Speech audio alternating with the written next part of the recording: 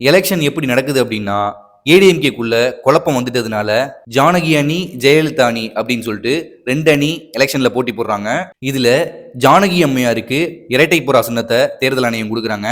ஜெயலலிதா அம்மையாருக்கு சேவல் சின்னத்தை தேர்தல் ஆணையம் தராங்க. இந்த எலெக்ஷன்ல திமுக 150 எம்எல்ஏ பெற்று மெஜாரிட்டி பிடிச்சி ஆட்சி அமைச்சிடுறாங்க. ஜெயலலிதா அம்மையார் 27 எம்எல்ஏக்கள் பிடிச்சி எதிர்கட்சி தலைவர் ஆயிடுறாங்க. ஜானகி அம்மையார் 2 இடத்துல மட்டும் ஜெயிக்கிறாங்க. ஸோ இதுக்கப்புறம் என்ன ஆகுது அப்படின்னா, ஜானகி அம்மையார் அரசியலிருந்து விலகிறாங்க.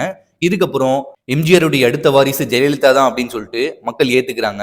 அனைத்து இந்திய அண்ணா திராவிட முன்னேற்ற கழகம் ஜெயலலிதா அம்மையார் கையில கிடைக்குது. இவங்களுடைய பாரம்பரிய சின்னமான இரட்டை இலை சின்னமும் இவங்களுக்கு வழங்கப்படுது.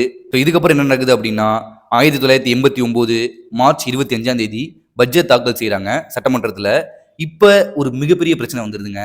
என்ன பிரச்சனை அப்படின்னா, அன்னைக்கு கருணாநிதி ஐயா முதலமைச்சரா இருக்கிறாரு, எதிர்கட்சி தலைவரா ஜெயலலிதா அம்மையார் இருக்கிறாங்க.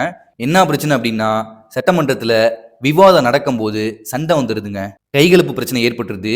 இந்த பிரச்சனையில ஜெயலலிதா அம்மையாருடைய புடவையை பிடிச்சி இழுத்துறாங்க. இது அன்னை காலகட்டத்தில் ஒரு மிகப்பெரிய பிரச்சனையாயிருது. ஸோ இதுக்கப்புறம் ஜெயலலிதா அம்மையார் சட்டமன்றத்திலிருந்து வெளியே வந்துடுறாங்க. இதுக்கப்புறம் நான் திரும்ப சட்டமன்றத்துக்கு வந்தேன்னா முதலமைச்சரா மட்டும்தான் வருவேன் அப்படின்னு சொல்லிட்டு ஒரு சபதம் மேற்கொண்டு ஜெயலலிதா அம்மையார் சட்டமன்றத்திலிருந்து வெளியே போயிடுறாங்க. அடுத்த 2 வருஷத்துக்கு அப்புறம் 1991 வருஷம் திரும்பவும் எலெக்ஷன் நடக்குது. இந்த காலகட்டத்தில் மே 21ஆம் தேதி 1991 வருஷம் ராஜீவ்காந்தி அவர்கள் படுகொலை செய்யப்படுறார். அன்னைக்கு கூட்டணி யாருன்னா ஏடிஎம்கேவும் காங்கிரஸும் கூட்டணியில் இருந்தாங்க. அனந்தாபாலை மக்கள் மத்தியில வீசிடுது. அதோடு சேர்த்து கருணாநிதி ஐயா தான் ராஜீவ்காந்தியை கொண்டுட்டாரு அப்படின்னு சொல்லிட்டு ஒரு வதந்தியும் பரப்பப்படுதுங்க.